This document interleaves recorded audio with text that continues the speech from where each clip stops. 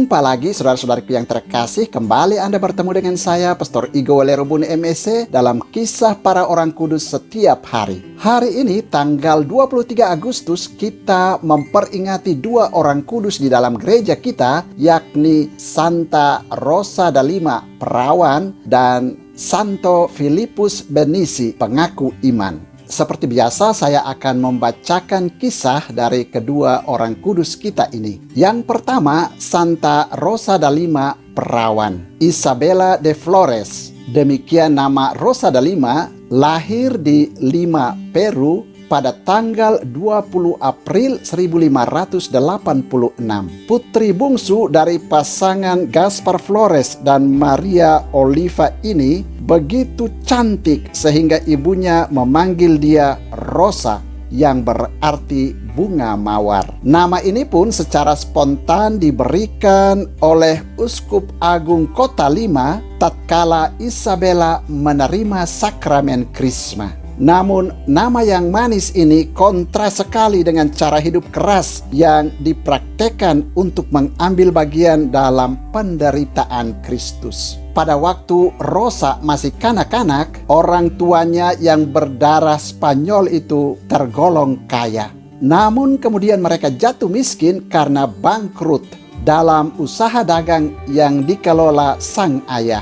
Ketika beranjak remaja, Rosa terpaksa harus bekerja membantu orang tuanya. Selain bekerja di kebun, ia juga menjahit sekedar memperoleh uang tambahan guna memenuhi kebutuhan keluarganya. Dalam perjalanan hidup selanjutnya, Rosa merasakan suatu gejolak batin yang mendorong dia untuk menjalani suatu cara hidup khusus, mengikuti jejak Kristus. Ia tidak berdaya menghalau gejolak batin itu, sehingga akhirnya dia mulai menjalani corak hidup khusus itu. Ia berpuasa 3 hari seminggu dan berpantang dari makan buah-buahan. Wajahnya yang cantik molek seringkali dicorengnya dengan kapur agar tampak tidak menarik. Dalam pada itu, orang tuanya telah merencanakan perkawinannya dengan seorang pemuda yang mereka sukai. Selama 10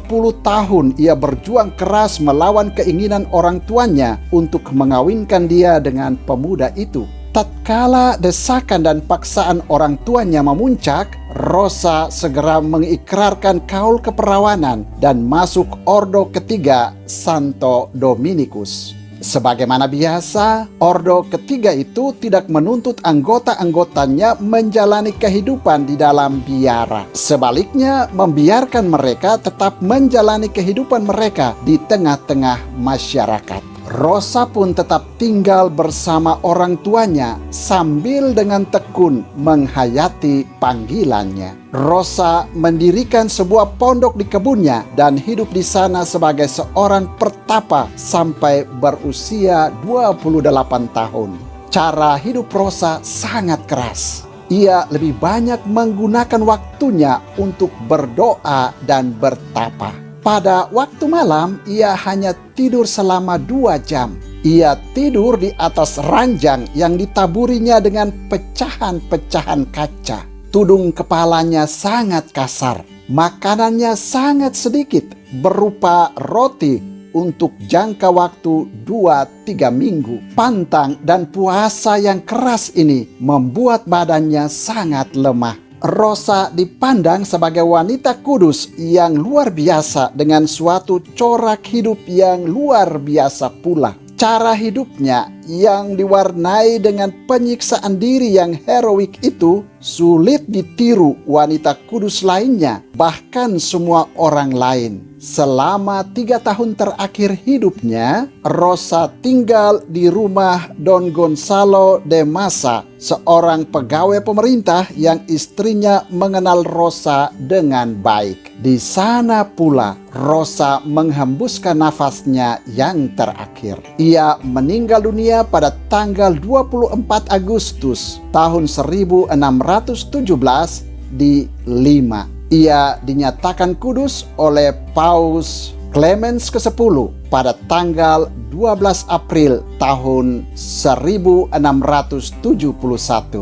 Orang kudus kedua yang kita peringati juga pada tanggal 23 Agustus adalah Santo Filipus Benizi, pengaku iman. Filipus Benizi lahir di Florence, Italia pada tanggal 15 Agustus tahun 1233. Hari kelahirannya yang bertepatan dengan pesta Santa Perawan Maria diangkat ke surga merupakan suatu tanda awal bagi panggilan hidupnya di kemudian hari. Pada masa muda, Filipus belajar di Universitas Paris dan Padua hingga memperoleh gelar seorang dokter dan ahli filsafat. Sebagai seorang dokter, ia mempunyai perhatian besar pada orang-orang sakit, terutama mereka yang miskin dan melarat. Para pasien yang ditanganinya senantiasa memperoleh peneguhan batin dalam menanggung beban penderitaan mereka.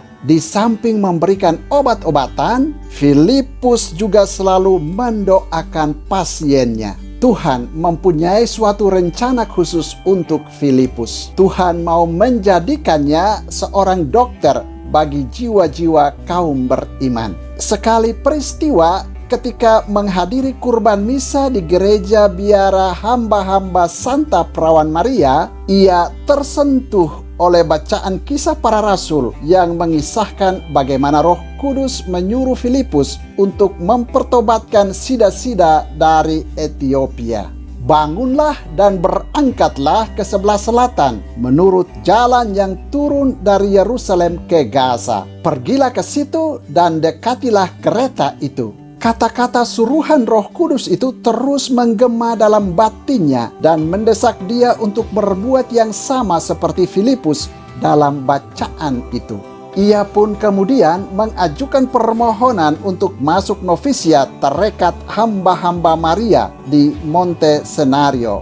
Permohonannya diterima oleh pemimpin tarekat itu. Filipus menjadi seorang bruder dalam tarekat itu dan bekerja sebagai tukang masak dan tukang kebun. Pemimpin biara sangat senang dengan dia karena kerajinannya, terlebih karena kepandaiannya dalam berbagai ilmu dan kefasihannya berbicara bahasa Latin. Oleh karena semua itu, Filipus kemudian diutus belajar teologi untuk menjadi imam. Filipus yang rendah hati itu taat pada rencana pemimpinnya, meskipun ia lebih senang hanya menjadi seorang bruder. Setelah menyelesaikan studi teologi, Filipus ditahbiskan menjadi imam. 8 tahun kemudian, ia terpilih sebagai pemimpin tertinggi tarekatnya. Ia sendiri menolak jabatan mulia itu. Namun dalam suatu penglihatan ajaib, Filipus ditegur oleh Roh Kudus. Filipus, jangan engkau melawan Roh Kudus. Akulah yang memilih engkau dari dunia ini untuk menjadi gembala bagi kawanan ini. Filipus dengan semangat tinggi membina tarekat hamba-hamba Santa Perawan Maria sambil tetap memperhatikan orang-orang miskin dan melarat. Pada suatu hari, ia berpapasan dengan seorang pengemis kusta yang meminta sedekah darinya. Karena ia tidak membawa apa-apa, maka ia membuka mantelnya dan memberikannya kepada pengemis itu. Anehnya, pengemis itu tiba-tiba saja menghilang dari pandangannya. Lalu taulah dia bahwa pengemis itu adalah Yesus yang menjelma dalam rupa seorang pengemis. Ketika Paus Clemens keempat wafat, Filipus Benizi dicalonkan sebagai pengganti. Mendengar itu, ia segera menyingkir ke pegunungan dan tinggal di sana selama 3 bulan hingga terpilih seorang paus baru. Setelah Gregorius ke-10 terpilih menggantikan Clemens keempat, barulah ia kembali ke biarannya. Atas dorongan Roh Kudus, ia menjelajahi seluruh Eropa dan sebagian Asia untuk berkhotbah. Di beberapa tempat, ia berhasil memulihkan hubungan yang retak antara para bangsawan. Ia juga banyak membuat mujizat sehingga banyak orang percaya padanya. Filipus meninggal dunia pada tanggal 23 Agustus tahun 1285. Pada tahun 1671, ia dinyatakan kudus oleh Paus Clemens ke-10. Saudara, demikianlah kedua orang kudus yang kita peringati pada tanggal 23 Agustus, yakni Santa Rosa da Lima, perawan, dan Santo Filipus Benizi, pengaku iman. Santa Rosa da Lima dan Santo Filipus Benizi, doakanlah kami.